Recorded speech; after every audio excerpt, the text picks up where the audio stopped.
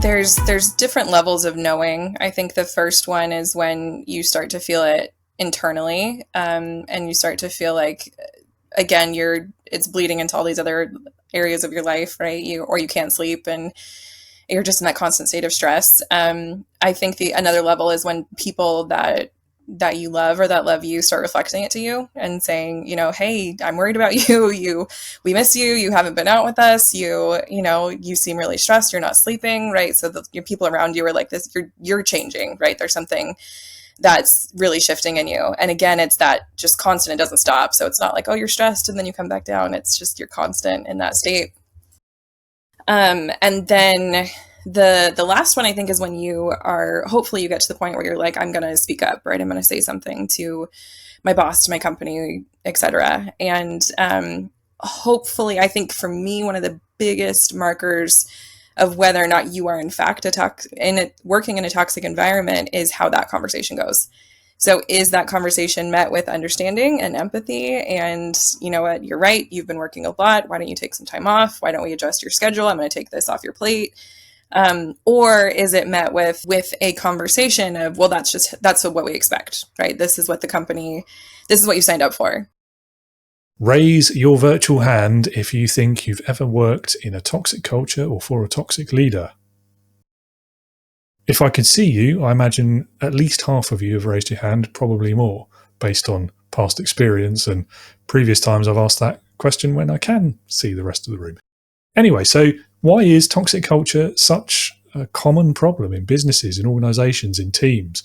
What is it about leadership that gets so difficult when it comes to managing a positive culture and maintaining, perpetuating one? My guest today is Kelsey Neff. She's an expert in exactly this kind of issue, in leadership, in culture. She's had some particular experiences of her own that has led into that interest. We'll be hearing more about that. We'll be talking about culture generally. Whose job is it even to deal with this? Is it HR? Is it leadership? Is it everyone? So we'll cover some of those questions. And the underlying theme here is what actually makes a great leader? What does that sort of person look like, sound like, in terms of how they behave, what they say, what they do? It's a big issue. It's the critical one in leadership, one might argue, and it's therefore a topic that I never get tired of talking about because it is so important and it makes such a huge impact to workplaces and businesses the world over. And Kelsey is a great person to discuss it with. So stick around, plenty to learn, and I hope you find it enjoyable as well.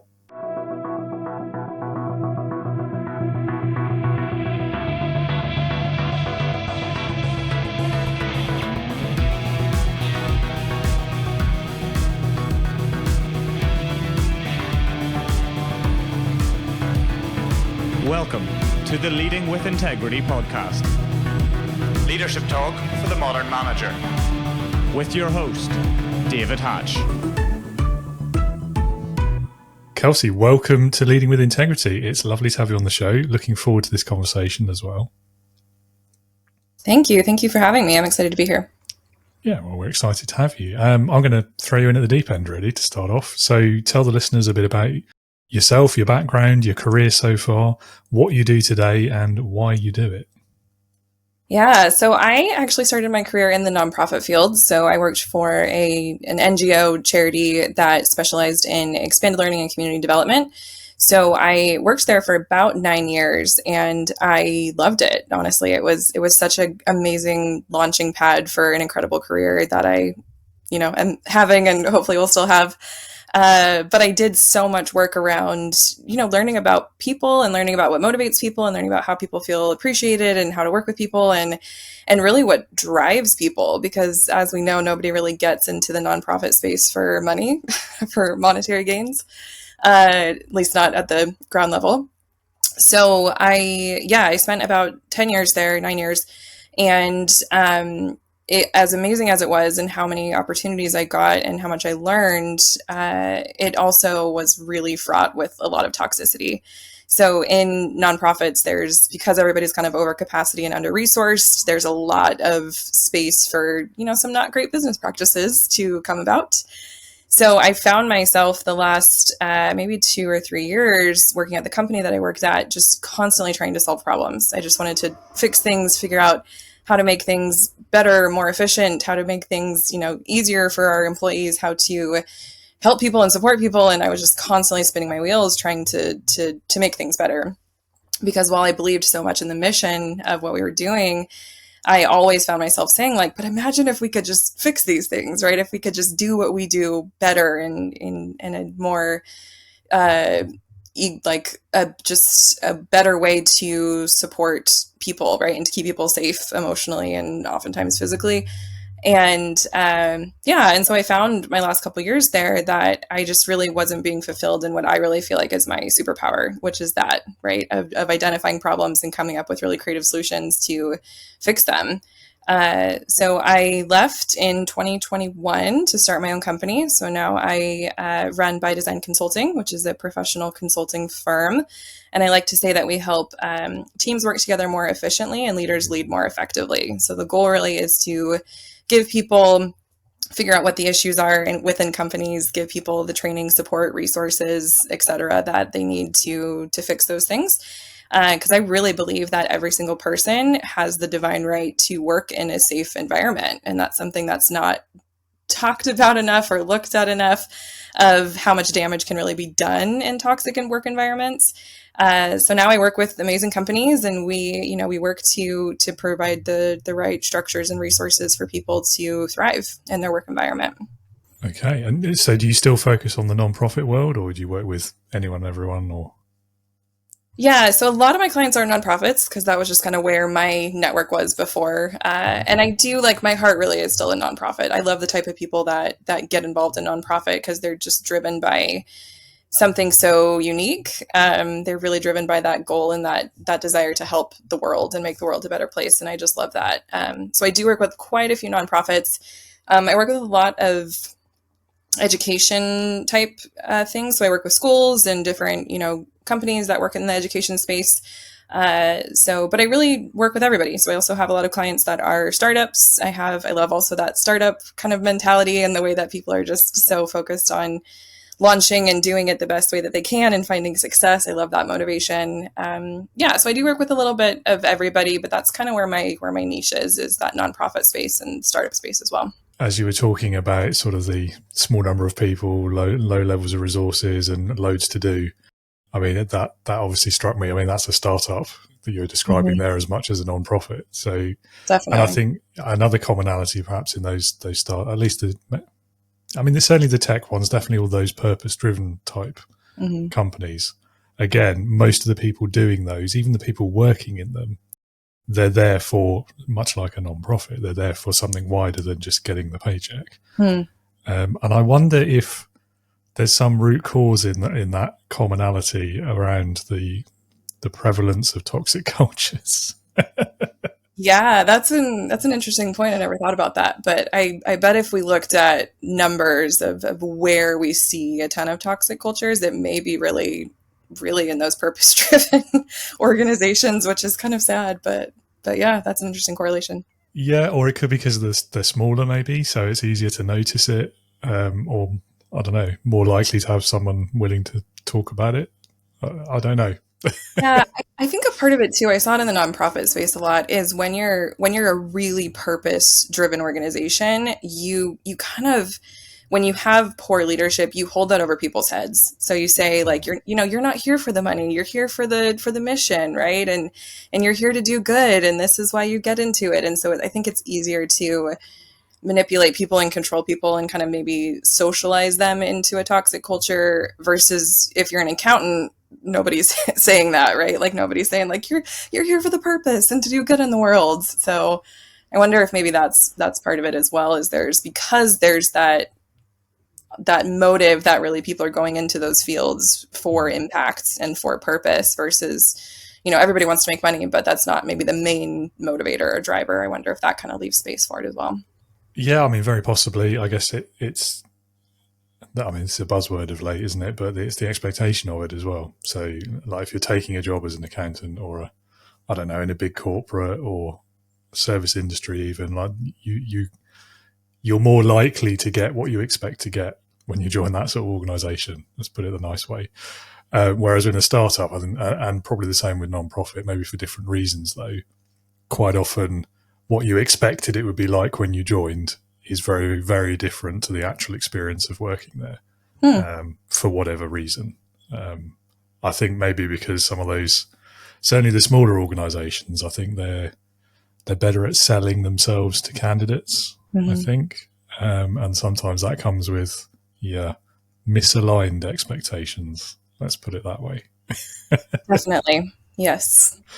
Yeah. So, I mean, we've sort of explored some of these concepts already, but so this problem of toxic culture, it seems to be pretty commonplace. I mean, even in the big companies, there's been some big headlines, haven't there, in recent years about things going wrong when it comes to culture in some of those organizations as well. So not just the non-profit sector or the startup industry. I mean, is it as commonplace as it seems to be, do you think? And if so, what do you think's behind that? I think it is far too commonplace. And I think the problem is that because it's so commonplace, when you find a company that isn't toxic and is doing a really good job, that's almost like the exception to the rule, which I think is so wrong how low the bar is, right? How I think employees, especially over the last, I don't know, generations, have been socialized into accepting a really low standard in a lot of companies. And I think it's only really been the past couple of years, I think a lot in response to the Me Too movement and to Black Lives Matter and to the pandemic for sure, of people being like, you know what, I'm not gonna do this anymore. I'm not gonna put up with it anymore. And I think because of social media and because of how quickly we can get information and share experience, people are being open to the fact that it's not normal and it shouldn't be normal and that they can expect more and ask more from their employers. It's interesting every time I'm on a plane or in a cafe working or wherever, and I tell people what I do, everybody has a story. Everybody has a story, whether it's them or it's their husband or it's, their brother. Somebody has a story about working in a really, really toxic environment. And so it's just crazy how really common it is. And I think how little it's talked about. I think we're getting better about it, but we're working to understand, I think, trauma on so many different levels. And I think is going to be occupational trauma is kind of the next level that we're going to, right? Of like really the impact that toxic work environments and going through trauma at work can really have on us. And I think it's getting better. I think companies are realizing, especially, a couple of years ago, we had the Great Resignation after the pandemic when everybody was just quitting left and right, and companies were really scrambling to figure out how to get staff. I think it was the first time that the power dynamic had really shifted and companies were being asked to really look at their internal processes and how they really are treating people and how they are recruiting and retaining people and be a little bit more intentional about that. Because I think we saw that there was this power shift where employees could say, no, I'm not doing this anymore, right? I think the pandemic kind of put that mirror up to a lot of us, and definitely for me, that's when I started my company, of like, this is not how I want to spend my life working in this place where I'm really, really struggling a lot. So I think it's far too commonplace. And I think there's a lot of reasons that go into what creates a toxic culture. And I think why it's gotten so out of hand. But I think that the huge part of it is just that power struggle, right? I need to pay my bills, so I have to work at a company. And I think companies have never really been held accountable unless they have some really, really big lesson or some big incident happen. Like they're not really held accountable for creating a good experience for their employees. Yeah. So I'm resonating with a lot of what you've just said. So for me, I think, I have a similar kind of experience or outlook on that when it comes to leadership and people getting that wrong. Like everyone has a story of a bad manager that they've worked with at some point in their career. And yet if you ask the opposite question, like tell me a story of a great manager you've worked for, most people have to, at best, they have to think about it longer before they give me an answer. But on average, most people just won't have one. And I think that's sad. That's why Leading with Integrity is here, not to plug myself again, but that's why we're here, is to flip that upside down. And then also having experienced a toxic culture as well, at least my perception of it was that it was a toxic culture. I'm always not worried, but I'm always conscious of the fact that that experience might be biasing my perspective, and I might be assuming that because I had that sort of experience that it is commonplace. And that's why I always ask questions like that is, is it as widespread as it seems to be, or is it just because of the experiences that some individuals have had and it seems worse than it is? So yeah, thank you for that answer. Yeah, it's good to have a bit of validation. Yeah, no, and I think it's definitely commonplace, and I think it's interesting because it gets really confusing in what is a normal level of stress that we can expect at work, and what's a normal level of expectation that employers can put on us in terms of how much we're committing in terms of our livelihoods and our energy. And then what actually is a toxic environment. And that line is really, really difficult to figure out, because I do also have the opposite experience where people will talk to me about their work experiences, and I try and be supportive, but in my head I'm like, that's just kind of normal work stress. Like, that's just because it's not, I think very few people have a completely chill, no stress, no work, no trauma environment. I think that not trauma should never be normal, but there is a certain level of just normal stress, right? Of just the way that we produce and how we show up and how we contribute to society. But I think that the balance is still way heavy on the traumatic side. I think companies have far too high of expectations of what their employees should do and should produce and how they should show up, and how, when you're committing to a company, what that should look like. And I think we've swung way out of hand, especially in the States. I think there's different working cultures all over the world, which is something I'm also very interested in and currently doing some research around. But in the States, it's so much value is just put on production. It's just produce. And so we get into really, really dangerous territory when we're just demanding so much from our employees in terms of their time, energy, effort, all of those things. And people can't keep that level of performance. You're gonna burn out eventually, which I loved the series that you did on burnout too. It was great because that's such a huge thing that we're seeing, is the burnout rates are just crazy in today's work society. Yeah, I see your point about the stress as well, though. And I agree. I think a certain level of stress can even be good because, otherwise there's no motivation to finish the job, is there? Things need to get done. That's why we're here. So I'll be interested in your perspective on where that line is between, the normal, the everyday, let's call it acceptable stress, which is maybe not the right word, but we'll go with it for now, versus where's the line where it tips over into unacceptable, traumatic, bad culture, whatever you'd like to call it, the toxicity. Yeah, I think in what I would consider a healthy working culture, there's just the normal swings, right? So it's maybe you have like a busy time in your year, maybe, end of quarters, things get a little hectic, or you're maybe putting in a little bit more time. You have big projects, so you're putting in some more time. You're maybe feeling a little bit more stressed. There's a little bit more expectation, but then things should kind of calm down, right? There should be kind of a natural arc of like, okay, things are going to uptick a little bit, and then it's going to calm and it's going to settle. And I think that should be expected, right? That's a normal, healthy working environment where when you have big things, there's higher levels of stress and expectation. Not to the point where we're working 20 hours a day, right? But, a couple extra hours, even that is fine. And then the idea is like, once that stressful time has kind of passed and we're through that season, then you should come back to a natural, hopefully minimal stress environment where things do feel a little bit calmer, a little bit smoother. Maybe you're able to kind of take some time off, or you're able to work a little bit less to kind of make up for the fact that you just worked extra hours and worked at overtime, perhaps. But I think where a toxic environment kicks in, or where we see burnout happen, is we never have that downswing, right? It's just this super high level of stress and expectation and performance that is expected, right? It's just constant levels. And before you know it, it's even just becoming normalized to you, right? So it's you're not even realizing the fact that that it hasn't had that downswing, right? Because it is just your life. And I think the biggest thing too is like when when it's impacting your life outside of the office, right? So when you can't sleep, when it's on your mind, when you can't enjoy your time with your family and your friends because you're thinking about work, or you're expected to be on call, or you're, checking your phone all the time.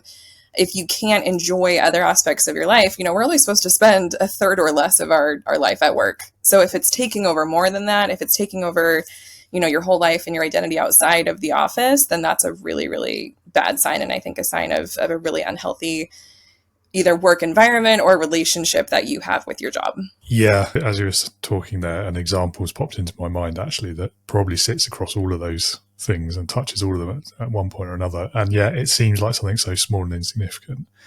And I think this is partly why, and it's the same is true of burnout actually, I think. So many people put up with it for so long because we don't realise until maybe years later looking back that what that was that we were feeling was burnout, or what that culture that we were putting up with was actually toxic. And that's going to lead me into another question in a minute. But so this example, years and years ago, it was one of my first jobs after uni, after college. And this seems like such a small thing, but the company paid for my mobile phone. And the given reason was, I want to be able to get hold of you anytime I need to. And here also is a Bluetooth kit for your phone, for your car as well. So even if you're driving, you can still answer my calls. And at the time, like as a young person, one of my earliest jobs, I was like, wow, this is great. I don't have to pay for my phone anymore. The company's covering it. Brilliant. But looking back, and one side, a decade and a bit later, I actually made the decision to take my phone number off the company contract and start paying for it myself. Nice. Because I had got to that point where literally it was like 1 a.m. emails and phone calls in the evening, and that naturally becomes, well, I might as well just stay in the office that long instead. And so you're working those 12-hour, 20-hour days sometimes if it was really bad. And it's impossible to de-stress when you're in that sort of situation. And yet it's something that at the start was so small, seemed like a positive, and it got blown out of all proportion, and the impact that it had. And I tell you, I slept better the week after I did that with my phone, where I started paying for it myself and just took work emails off it, turned off any notifications that were work related as soon as I was out of the office.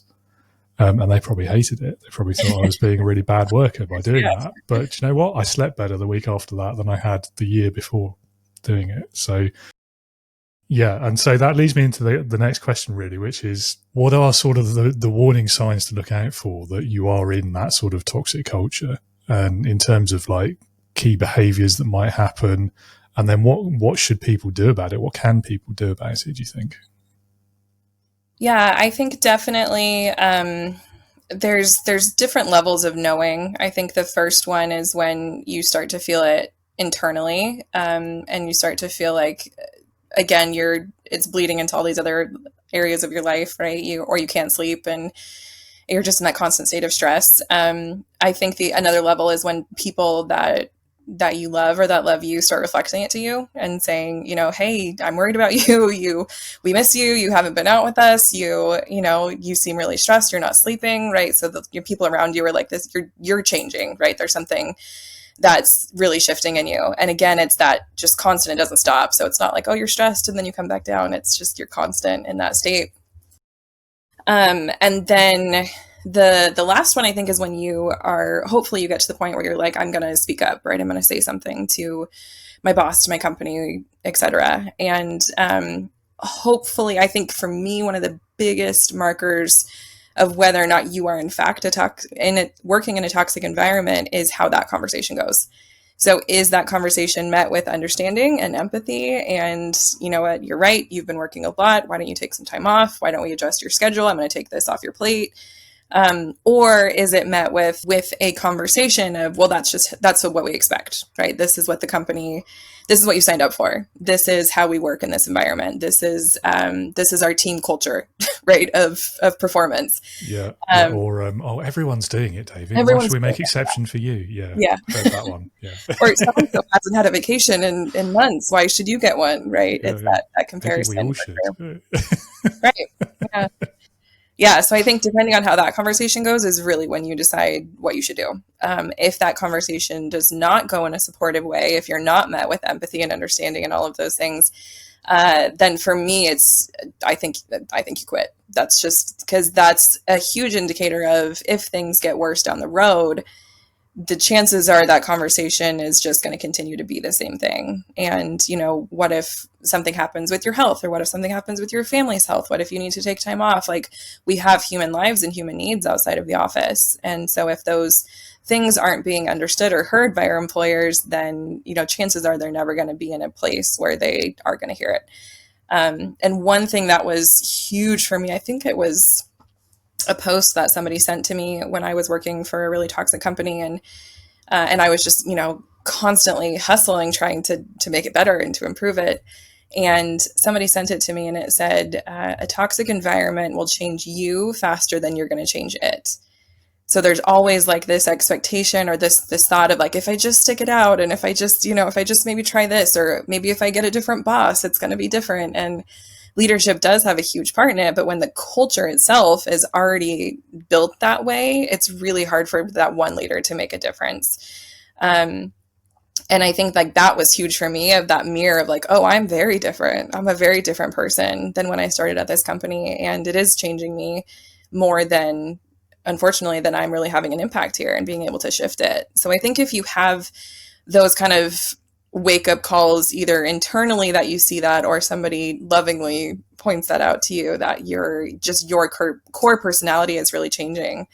And definitely if it's impacting your physical health, for sure, right? If you are dealing with high levels of stress and anxiety, if you're not able to sleep, if you're having any kind of stress related physical, ailments, that especially if doctors are pointing that out to you, like those are huge warning signs. And the reality is like, it's just not worth it. Even if it's your passion, even if it's like a dream job, even if it's everything that you wanted, like your life and your quality of life is not worth it. So I think I'm like way too quick to push on like, just quit, like just quit, just don't even bother. Like, I think you get to a point where it's the right time for you. I think for me, I never could have left earlier than I did, because I had to get to that point where I was like, okay, I'm really ready, and this is really it for me, and I need to move on, and I need to see what else is out there. And I've never ever talked to anybody who had that experience of working for a toxic environment and then quitting and regretting it. Everybody's like, my life is better, I'm happier, I have so much more quality of life. Never once have I heard, oh, I wish I stuck it out longer, or oh, I wish I did this, or I wish I did that differently. Because the reality is the only thing we really regret is not leaving sooner. Yeah, me too. No, I think it is difficult, isn't it? And I think you've got to, I definitely jumped to the just quit way too quickly as well. And I think that's because, like you, it was, I don't think it's an exaggeration to say it did change my life. Like, there were so many stresses on me that I didn't realize until they weren't there anymore. Mm-hmm. And even now, like a small business owner, business of one, yes, I still have stress sometimes, but I think it's mostly that healthy kind. And when it isn't, it's just one stress about one thing at a time. And that is a huge difference as well, that you don't necessarily realize again until it happens. But then I also see the other side of it. Like, it's not that easy. Mm-hmm. If you're not ready, and even if you are ready, but if there's other things going on in your life that mean you need the stability, you need to be able to rely on the paycheck, you can't afford to take that risk. I do see those arguments as well. And I know, I really sympathize and I empathize with that. Definitely. Yeah. And I think I obviously was in a very different situation, because like when you have kids, or you have a family, or you have, people that are relying on you, you have maybe family members that are relying on you. It's a very, very different situation. If you're like, I have to pay bills because people need me for food and shelter. And it's not easy. I think even if you don't have kids, even if you are just a single person, it still is just that feeling of almost like failure, right? Did I fail at this? There's also an element too of the devil, right? So even if I am so stressed and so overwhelmed and it's all of these things, at least I know this, right? I know what this stress looks like. I don't know what else is out there. I don't know what another company is going to be like. And I think that really holds people back a lot too, is even if it is horrendous and it's really impacting you in so many different ways, it's comfortable, right? You know it, and you know what to expect, and you know how to exist in that environment. So I think that there's a lot of reasons why it takes people maybe longer than they should, or longer than what would be ideal, to get to that point of being like, I'm done. I need to leave. I need to go. But I think if you do, and for me, the thing that I always come back to is usually you can go back. You know, it's like you always know what's here, and you can go back if you maybe go and try something else and it doesn't work. You always are able to return to that environment, but nobody ever does. Because once you do make the leap, once you do find a new job, or you do your own thing, or, you know, whatever it may be, whatever your next step may be, you realize like, oh my gosh, right? It's what you said of like, I didn't know until it was gone, how bad it was.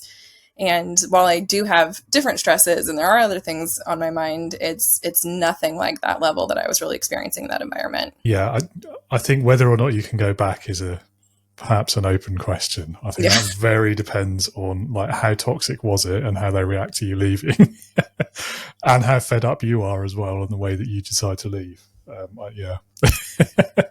Yep, great points.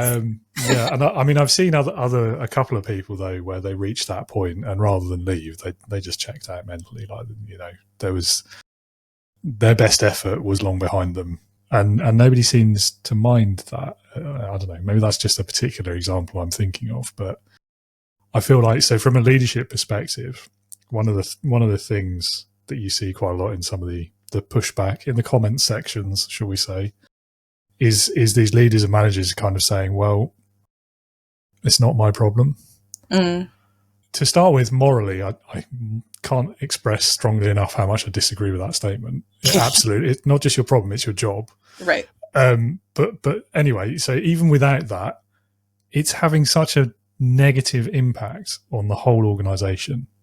Like, even if you don't see it as something you should be dealing with as a leader, if you do deal with it, I can almost guarantee that productivity will increase, because people will be less stressed, which means they're happier at work, they're more creative, they're more innovative as a result, and therefore productivity is going to go up. So it might seem like giving someone time off to de-stress is going to decrease your output, let's say, but actually in the long run, I think it increases it. And I don't understand why more leaders don't see it that way. Yeah, it's absolutely insane to me, because it is the one principle and practice in business that literally everybody wins. So when you really invest in leadership development, and you invest in creating a healthy culture, and you invest in team dynamics, we have so much data and evidence that business skyrockets. So even though there is maybe an investment, even though there is, and I would even argue the investment isn't monetarily, it's the development piece that leaders need to go through and companies need to go through. And that is hard, right? Because you do have to face your ego, and you have to be willing to try different things and be really humble. And that's, I think, a price that a lot of companies don't want to pay, which is unfortunate. But yeah, we have so much data that productivity increases, call outs decrease, right? We see people stay in companies longer, which we know is profitable for businesses. It takes, I'm trying to remember the exact figure, but I think it takes 2 to 3 times an employee's salary to replace them. So if you are talking about the bottom line, leadership development and company culture development has so many monetary gains, other than the fact that it's just the right thing to do for your team. And morally, it's what every company should be focused on. You will see your business improve and thrive if you develop your people, and if you really invest in creating an environment for them where they do feel safe and they do want to work at and give their best, right? So when you provide the best for people, people will return with the best. They'll want to show up as the best.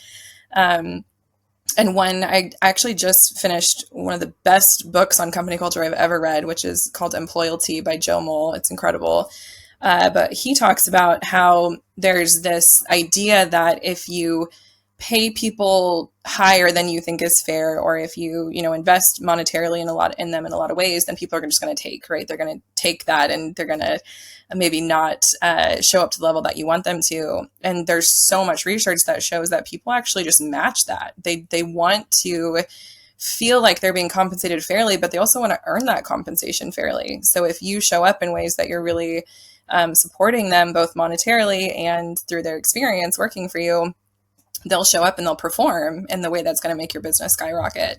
So it's just insane to me when leaders and companies kind of keep their head in the sand when it comes to these things, because there's so much data and experience that we can talk about when it comes to the benefits, both monetarily and just environmentally, that people will have and companies will have when they look at these things. Yeah, so that whole like the pay and the reward this conversation, I find it quite fascinating. Like, because I mean, the way it's traditionally worked, it's all down to the employer to decide. You know, some of the best ones, they'll go and do market benchmarking and see what they consider as a market fair price for that particular job.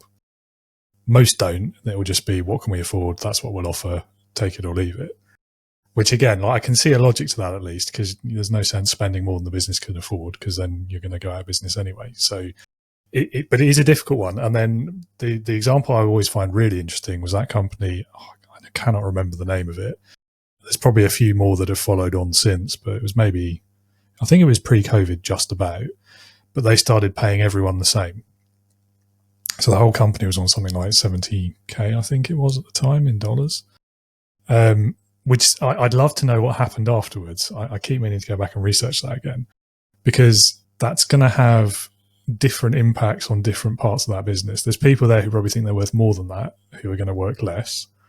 There's people there, like the example you've given, who don't feel like they're anywhere near worth that much in terms of their experience. So they're either going to feel so daunted by it, they leave. Or they're going to, maybe if they're perhaps not as morally righteous as everyone else, they might just take it and keep quiet. or the third category, I guess, is the ones you were talking about, where they'll work so hard to try and feel like they're worthy of that much money. And I think that the interesting part of this whole conversation to me is how we value employees. Is it about the value they give to the business? So what's the output worth to the company? Is it just a time versus money equation, which it has been historically in pretty much every corporation or company ever? That I would say is the norm. Or is there some other way? Like, should we be redefining productivity in some other way? And I have no idea what that looks like. I just find it, really fascinating. Yeah, I'm so happy, and I hope it continues, this trend that like we're getting away from the exchange of just time for money, because it's really not beneficial for either side. It's, because work it's not always equitable in that way. You have busy seasons and you have light seasons, and there should, again, hopefully should be that natural swing of things. And so just saying, okay, you're going to show up from this time to this time, and I'm going to pay you this amount, regardless of how you produce and what you produce and all of those things, it's just insane to me. I think that the more we kind of get towards that gig economy model, right, if I'm going to pay for just you to do this project, I think is great, because it gives more power and control to employees to kind of dictate their time, right? And I think one of the best things about the pandemic is it showed us that we could do that. It showed us that because virtually every company in the world had to shift to a remote model, we saw that like people can work whenever they want to, theoretically, right? If everything is kind of, or most things are online. And of course it doesn't work for everything. Obviously your doctor can't do that. Obviously a lot of service jobs can't do that. But thinking about like there are ways that we can incorporate that for sure. And really giving people the autonomy to, for me, it's like I'm a night owl. So sometimes I get really creative at like midnight and it was frustrating when I'm in a job where I'm just exchange time for money, because that means that I don't get to work at the times when I feel the most productive or creative or whatever that may be. And the value exchange, is just so simplistic, when I think we can really be more creative with how we're allowing people to kind of show up and do their jobs. And I think when you give people that autonomy, you get better results, because if people feel more free and more flexible to work how they want to work, then you're going to get better work from them. Absolutely. Yeah. I'd love, I don't know if there is a study out there, but I would love to see one looking at the actual value and the return on investment in this kind of arena, if you like, because I feel like that traditional model that so many companies stick to because they feel that that's the way they're maximizing value. I think actually the opposite is true. I think because they're forcing it, the level of productivity they're achieving there is probably costing them money and always has been. Definitely. And I think if that study existed and more companies were aware of it, I think that overnight we would see that change across entire industries, because suddenly they'll wake up to it and they would like, it's the bottom line that matters to this kind of mentality, isn't it? Yeah. Yeah, and we even look at, just the movement toward the 4-day work week, which I think that, you guys in the UK and in most places in Europe, I think have way more advanced ideas in terms of like time that you're expected to be at work and performing. And obviously not true of every industry, for sure. Yeah, I was going to say it varies massively. Yeah. You're like, maybe not so much. There are some that are really forward looking and have moved to it pretty much already. And there's others who are just digging their heels in. Yeah, but that movement is fascinating to me because we look at it just in black and white and you're like, well, that doesn't make sense. If people are working less, how is productivity skyrocketing? But if you think about just the amount of time at work that is wasted because you have, you're chatting by the water cooler and then you're having this conversation and you're kind of just like lounging around because there's not much to do. And there's so much time at work. Like when I worked in the nonprofit space, that's such an interesting industry because so much of it is just so heavy on relationships, which is true, I think, of every industry. But in the nonprofit space, there was a lot of time just spent talking, so much time talking. And especially in those leadership positions, it's like you're constantly just listening to people and having those conversations. And so I remember it was like my whole day was spent talking. And then I would actually do like my work after hours, right? So after everybody else had gone home, then I would be like, okay, I have 100 emails I have to respond to, and I have all these grant deadlines that I have to figure out. And so if we look at that in terms of the 4-day work week model, if I know I only have this amount of time to get these things done, people are going to be more productive, right? They're going to have way less of that wasted time because they know that they have less time to get their job done. Yeah, no, you ring bells for me there again as well. Don't get me started on meetings. Honestly, I think they are the biggest productivity and just money drain, frankly, that any business has. I was talking to someone last month, I think it was, and he made a very great point that it never occurred to me. Like, I've always hated meetings just as a cultural thing. The way they're usually done in most businesses, they're a time drain. You don't achieve anything in them. You just sat in a room either talking or having to listen to someone else talk. But he was like, well, so if you've got 10 people in there, the amount of time they spent in that meeting's cost you literally thousands. And I'd never done the maths before. I wish I had. I don't know why that didn't occur to me. It's so obvious, isn't it? But anyway, yeah. So, I mean, we think about productivity, and if you like going into just the definition of the word, it's output versus time spent, isn't it? And I think the problem is with this current model, and I agree with you. I think a lot of companies, even industries, are moving away from it because I think they're starting to recognize this. If the output remains the same and all you're doing is giving a larger time block, then of course productivity is terrible. But if you can reduce that amount of time but the output stays the same, then that means more productivity. Like, by definition, that's what that is. And again, like, it feels obvious, doesn't it? So why wasn't this changing 20, 30 years ago? And the only thing I can think of is what you mentioned earlier, is ego. It's the leaders. It's got to have people around because, yeah. Yeah, I definitely think it's ego. I worked for a leader once who was just a supremely lonely person. He had no life outside of work. And so, yeah, it was really sad. But he expected us to just entertain him, basically. And he wanted us to stay at work and wanted us to, talk to him and spend all this time connecting with him because that was all he had. And so that's where I think there is a dangerous slope too, as leaders, of that you have to have good boundaries in terms of how you're expecting people to interact with you and those relationships you're expecting to have. So I do think it's ego. I also think it's just the status quo, right? This is just how society is built. And I think before we had the tech boom, right, before we had really digital work, it also was like, that was just how society was structured, right? We have these working hours. This is when people are at work. This is when people are at home. So I think there is just generations of an established precedent in terms of this is what work looks like. This is what it is. And we've never had the tools that we now have to be able to produce things and to do our work and get it done in really creative ways. So I think it's with the tech boom, with remote work, with everything that has shifted really drastically in the last couple of years, I think we're just creating space for like the new generation of work and what that can look like for people. And I think it's beautiful because there's way more emphasis put on individual autonomy and on time autonomy and freedom with that, right? And I think it's shifting a lot in terms of your boss shouldn't necessarily have complete control over, like you said, like your boss should not be able to get a hold of you 24 hours a day. That's wrong. Like they don't pay you to have that much control over your entire life, right? So I think it's really shifting in a good way, and I'm happy to see it. I think that one thought he did pay me exactly for that. Anyway, ego, right? Ego. Yeah. So I think we're maybe being a little bit unfair to a lot of leaders in the world, aren't we? But I think one, and you've mentioned it there. I think there's the wider culture than individual organisations in there. There's social culture, there's the working culture, there's industry cultures as well.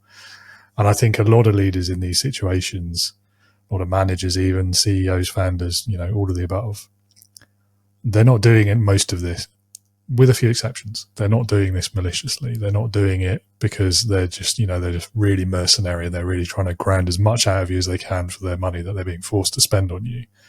I think it is so much of it is unconscious, a lot of it. Mm-hmm. It's the working culture that they've been brought up on as they've come through the workforce themselves. It's the norm. It's like you say, it is the norm. This is just the way it's always been done. And I think it takes a real certain type of visionary or rebellious streak in a leader to try and break that mold. Mm-hmm. And even if they have that, the chances of them being able to do it, again, the example you gave earlier, the odds of an individual leader, any individual within a culture like that, being able to change it are so low, unless they are literally like the owner and CEO of the whole company. And then they can, of course, then just say, well, it's my business. This is what we're going to do. End of discussion. And again, even that can be a bit toxic if you handle it the wrong way, can't it? So and it is a minefield. So I give them a hard time sometimes, these sort of leaders, when they do behave this way. But also I understand it's not as easy as we sometimes make it out to be either. So yeah, I'm on the fence with it still. I think intent matters a lot. Yes, definitely. I would say intent is huge, huge, huge. Leadership it's such a fascinating job because I think I honestly think it's one of the hardest jobs in the world if you're doing it right. And I think that's really the piece, because there's not many other jobs. I mean, you could argue service organizations, but there's not many other jobs that require so much of you just as a person, right? To be able to be really emotionally intelligent and be really humble and be really open to all of these things. And because leadership is constantly surrounded by people and working with people, it's like you get triggered all the time. You get triggered in your own stuff and your own issues, and those things get brought up. And I think it can be a pretty cake job if you just don't care. But if you really care and you really want to do it right and you really want to be a good leader, it's hard. It's really, really hard. And I think that the emotional toll of being a leader and having and feeling the responsibility and wanting to do it right is heavy. It's really heavy. And that's why I say, like, I think I 100% believe that people can learn how to be a good leader. I don't think we're born with those skills. I think there's a lot of difference of opinions in the leadership world on whether or not that's true. A lot of people will say, like, no, it's you have it or you don't. I wholeheartedly disagree. I think you can really grow into it. I'm with you there as well. Yeah, but I do think it's a calling. I think if you want to do it right, that's something that is harder to teach, is just that motivation and that desire to want to be a good leader. That's something that I haven't really figured out where that comes from. I think sometimes people are just kind of born with that maybe desire to kind of give back to humanity, and that's just their vehicle of doing it.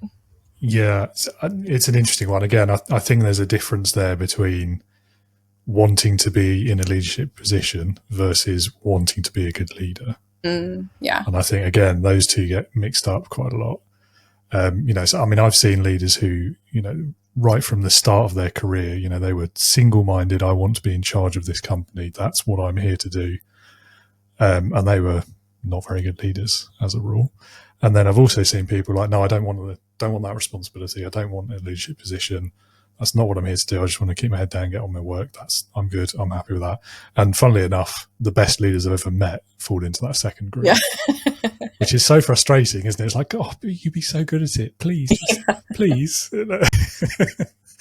It's a funny one. And I think if you're the sort of person who finds yourself in a leadership role, however that happens, and you don't feel that weight of responsibility, and you don't feel the need to be a good leader or to improve on your leadership skills, brutally, you shouldn't be doing that job, frankly. So, find something else to do. Or just, live with being bad at it and take the paycheck and, I don't know, find a way to not care about all the damage you're probably causing. I couldn't do that. Right. Yeah, I 100% agree. And I think that is both the responsibility of the individual to have that self-awareness, but also of the company to reflect that on people of like, you know what, this isn't for you. Let's find something else for you. But I think part of the problem that we get into in society and in the leadership world is that we place so much value on leadership, which is great and it's amazing. And we need to make sure that we do have value so that we do attract the right candidates. But the problem is that then people think that's the only way to success, right? The only way to be successful and to rise up in the company is to take on leadership positions. Then you do get those people that really are just there for the ambition of it and not for the service of it. And that's when I think we get really bad leaders is there's like, I heard a story from a friend of mine who was telling me that like her boss, literally they got a new boss and she flat out told them, I'm just here so that this is a sideways move for me, a lateral move for me so that I can advance. Like literally flat out told them, I don't care about you, don't care about your development, don't care about this team. It's just a career move, so don't get attached. And I mean, at least it's honest. Like, at least it's honest. You know what you're getting. But I think we see that a lot. And I think oftentimes people aren't honest about it. And they have maybe the guise of wanting to be a good leader, or they kind of phone it in terms of their performance. But I think like when you're looking at your company structure, looking at can we create ways that we can pay people more and people can advance maybe that aren't necessarily leadership positions, because if people aren't committed to the human side of that leadership job to the service side, then that's, again, that really slippery slope to toxic cultures. And that creates so much damage in people when we don't have those people that are really good leaders and they're purely just doing it for the ambition. Yeah, which is why I'm a very, very strong advocate that any application of leadership, whatever approach you think you're following, it's got to be one that puts the people first. And yeah, again, I've had arguments about that with people, but I think it's a balance. I think it does need to, it 100% needs to be people first, but you do need to focus on results, and you do need to focus on, success in terms of whatever the company looks like, whether that's monetarily success or that's, impact or whatever it is. Getting those results, I think, is huge as a leader. And because it's interesting in the nonprofit world, it's so people forward. It's so like, all we care about is our team and all we care about is the people. But then it's like nothing happens, right? They don't advance, they don't succeed, they don't accomplish, they don't grow. And all they have is like maybe people like working there for a little bit, but when people aren't growing in their own goals, right, and they're not seeing success in what they are putting in, you can't really maintain that either. So I think it does have to be a balance. And I think when you're a solo leader at the top, it's really difficult, right? If you're able to establish a team of leaders that have different skill sets, I think that's the sweet spot for sure, because then you can get people that are really, really good at team building and people that are really, really great at, maybe DEI, or they're really, really good at building safe environments. But then you can also get the hustlers that are really, really good at, getting contracts, and they're really, really good at growing monetarily, and they're really, really good at establishing big groups of partners, right? So there's people that are really achieved on those outcomes. And there's people that are achieved on the team or people that are focused on the team. And I think when you can kind of leverage people's skill sets and build strong teams of leaders, I think that's really how you see companies skyrocket. Yeah, I really like the team of leaders approach. And I think because it mitigates so many of those other issues that we've been talking about, because if there's not a sole decision maker, I mean, first of all, it's going to improve quality of decisions because it's not just that one voice makes the final decision kind of thing. And again, that's another area I've had arguments with people because they feel like, well, what if everyone in the group has a different opinion and they can't, nobody agrees? How do you make a decision? You've got to have that one person at the top. I disagree, but something else that's occurred to me as well. I think you're so right about the way we put that leadership thing on a pedestal of, if you don't achieve this, your career wasn't worth it. You've no value. I think what we really, and I do think this is changing, but also making leadership valuable doesn't mean non-leadership roles aren't valuable. I think that is the difference. And bearing that in mind, remembering that, I think, is really important, especially for leaders. Because we do get a bit caught up in our own ideas sometimes. Yeah. Yes. Yeah. So in your experience then, what makes a great leader? How can you spot one? That's a great question. I think it's a lot of things. For me, I think there's different types of leaders for sure. I think there's people that I see that have a vastly different leadership style than I do, and I still 100% will talk about how incredible they are as leaders. But for me, like, my definition of a really great leader is somebody who is able to visualize a world that's not yet realized, right? They can see some kind of outcome, they can see some kind of goal, some kind of target that we're working towards, and then they're able to really inspire other people to work towards it, right? So they're able to work with people and to make people believe and make people excited and make people want to give up their time and their energy, and they want to commit it to that cause. And you can take that across so many different things. It could be a grassroots movement, right? It could be somebody who's a really revolutionary leader. It could be a business leader. It could be, a family leader. It could be so many different things, but being able to just see that world, right? See that thing that we're trying to work towards, that we're trying to move towards.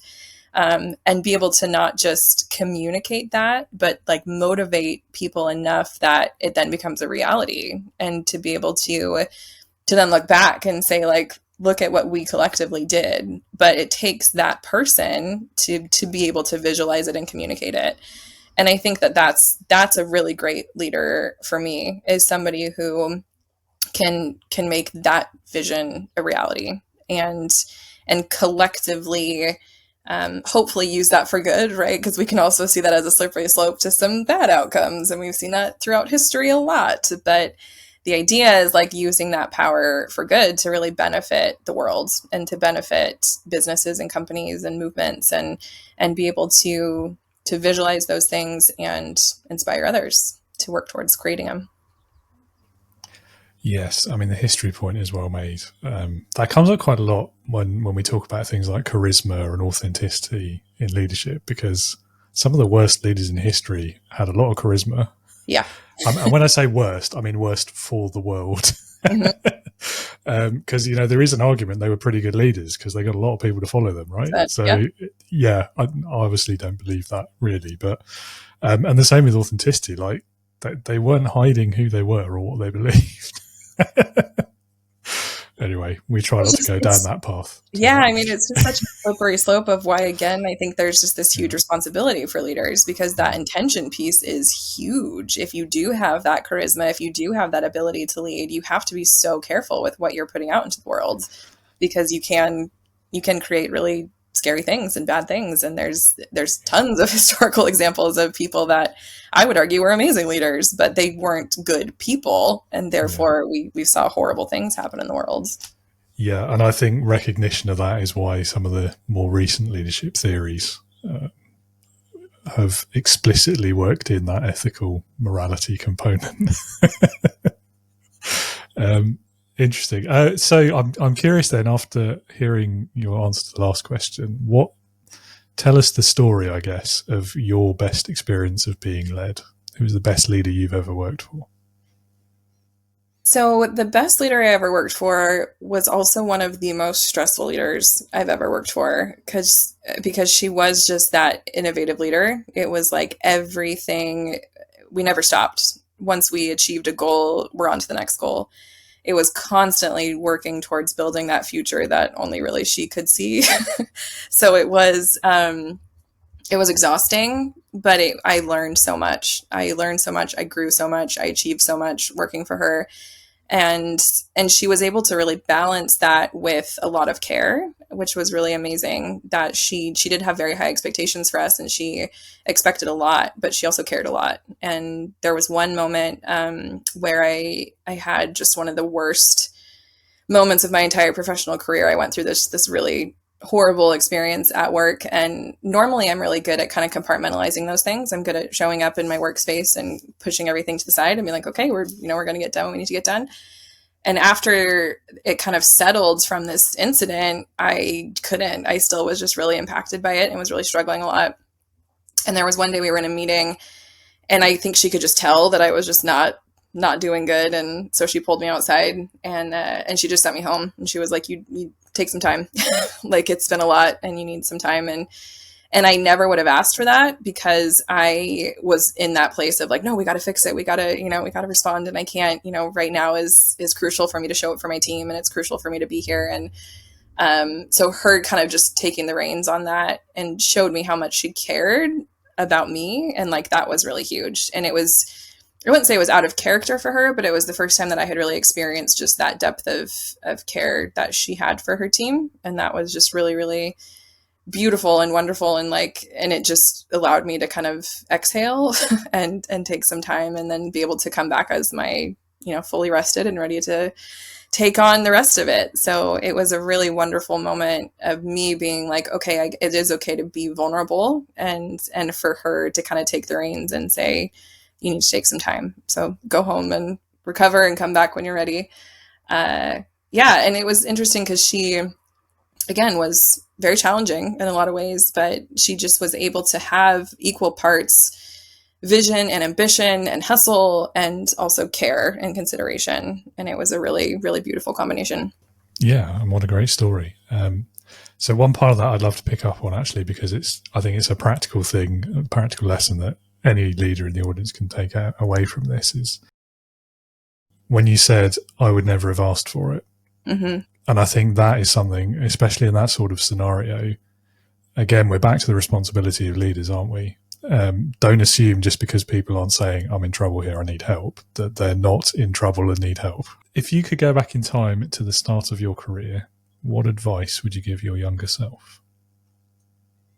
The biggest lesson that I wish I had learned earlier was like, to thine own self be true, right? Of you, if you're feeling things are wrong, if you're feeling that your morals are being compromised, if you're feeling like this isn't a good place, all of that intuition is there for a reason. And I think there was so long that I just put my own judgment to the side, because I thought that this is what you do, right? This is what you do in business, and and you have to make the hard calls sometimes. But there was so many times that I felt so compromised morally. So I think if I could go back, I would encourage myself to trust that voice a lot more, and to act on it, and to not let it go to the wayside for so long. Because I think we just compromise our integrity so often in business, definitely in toxic environments. And I think those are the things that really weigh on you a lot after the fact. Those are the things that you're like, I knew it was wrong, and I did it because I thought that I had to, or because, it needed to be done, or whatever it may be. So if I could go back, I would definitely work on that piece a little bit more, because I always knew, but I just never allowed myself to make different choices because I was people pleasing, or I wanted to succeed, or, and since I've stopped doing that, I have found not only am I the happiest I've ever been, but like I feel completely different about my work environment. I feel completely different about my profession. I feel completely different about my relationships, right? So I think that just that little voice and that intuition that we have is really, really powerful. And I think we need to give it autonomy a little bit more in our decisions that we're making. Absolutely. Yeah. I'm pleased to hear it as well. I think it's one of those things, isn't it, where if you don't trust yourself at the time to stick to what you know is right, then looking back, you'll stop trusting yourself at all, potentially. Yes, definitely. And it is, again, it's one of these really, I mean, it is interesting. It's also sort of distressing, isn't it? But these sort of foibles of human behavior, isn't it? About how easily, in the right circumstances, good people can do bad things. Now, I'm sure you didn't do particularly bad things, but, historically, more widely, toxic cultures are a great example of it because, there's so many sort of middle management people in there, I'm sure, who in any other situation would never do some of those things or talk to people in those ways or behave in that way. But because they have become a product of that culture, it doesn't even occur to them most of the time that what they're doing isn't the right thing because that's how it's done here. Must be the way we do it. Definitely. Yeah. And one of my favorite kind of subgroups to work with are first-time managers and people that are really, really new into the fields. Yeah. You're in the right place. Yeah. I love it because not only is there kind of a passion and a motivation there, but it's also, there's it's a delicate spot because I think young employees get socialized really, I wouldn't say easily, but I think I definitely had the experience of being really young in my career and getting socialized into a culture that, I was told this is how it's done. And I was told this is what it looks like. And it wasn't until I grew up a little bit and had more experience that I realized like, oh no, no, it's wrong. And it doesn't have to be that way. And it's not always that way. So I think I really love talking with young people that are very new into their jobs and new into their careers and really working with them to not just develop that intuition and to listen to that intuition, but also to get like the tools and the resources and the words to be able to express when things aren't right and to advocate for how to shift things, because I think that voice is really powerful. And I think young employees get socialized into, just like any other culture, right? We can get socialized into really harmful things, and undoing that down the road is a lot harder than just kind of setting people up for success in the first place. Definitely. And there's the confidence aspect to it. There's the imposter syndrome elements as well. And at that early stage of a career, like, especially if you're new to an industry as well, not just to a company, like, you might look at it and think, well, that doesn't seem quite right, but maybe it's just the industry. Maybe there's something I don't know, will be the natural assumption. And then you'll also lack the confidence to question it anyway. And then before long, years have gone past and you don't realize what's happened. Definitely. Yeah, that's the scary part of it, isn't it? Yeah. Anyway, well, there's definitely hope for the future, though, I'm sure. Yes. So last question I have for you, it's usually my favorite one as well. It's called Leadership Heroes. Leadership Heroes. So if you had to pick one person, it could be literally anyone you like, anyone you could think of, alive, dead, past, present, real, fictitious, if you want. But it has to be someone who, in your opinion, would perfectly embody leadership. Who would that person be and why? I think if we're going real, my favorite leadership expert, guru, all of that is Simon Sinek, who's he's a leadership writer, right? And he writes about teams and motivation and everything. And so much of his work has really shaped my ideas of leadership. And I love that he's so innovative. He's so innovative in the way that he understands human behavior and the way that he's able to synthesize it for developing best practices for leaders. Like he's incredible. I absolutely love his work. And then I would also like to do a fictitious example. Yes. Yeah. Start With Why was the first one I read by him. Love it. And I think I've read like 4 of his books now. He's amazing. And every time he pops up on a video or a reel or anything, I just get so excited. Every time he talks, there's a piece of it for me that I'm like, oh yeah, that's really good. That clicks. He's amazing. And then fictitious, I am currently in the second season of Ted Lasso, and I love his leadership style. He's such a good leader. And it's so different, I think, than my set idea of what a leader is, right? He's so incredible in the way that he works with his team and the way that he talks to people. And again, that level of care, but like finding that balance of when to lead and then when to let people lead themselves, right? When to pull back and when to support, and then when to like step in and when people need more.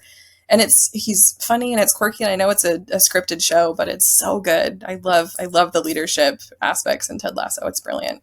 Yeah, no, I agree with both of those. Yeah, I mean, Ted Lasso is a weird show. Like, I shouldn't enjoy it because I absolutely hate that sport, like with a fiery passion. And yeah, it's just such a good show. And I think it's probably because, as you say, such a great example of leadership. Mm-hmm. And he reminds me of a couple of leaders I've encountered over the years who often in those really stressful environments, actually, and yet somehow they were able to just be the calm in the storm.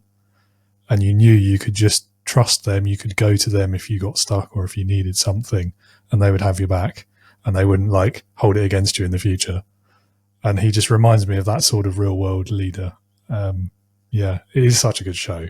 And just that positivity, right? Just that power of that positivity, which I think is something that we don't think about in terms of a leader, right? But the way that I think calm is a great word for it, right? The way that, because he's so positive, because he's so uplifting, and there is just that level of calm, it's like people really can both relax, but then also level up and also show up at their best. It's like, you know that you're safe at your worst, so you can show up at your best. And it's a brilliant show. It's one of the best shows I've seen in, I don't know, years. And the writing is so good. And, but there's so many, I think, really applicable examples for great leadership, for sure. Yeah. I mean, it's the way he delivers the positivity as well. Like, it's not just relentless, unrealistic optimism in your face, which is how a lot of people do it.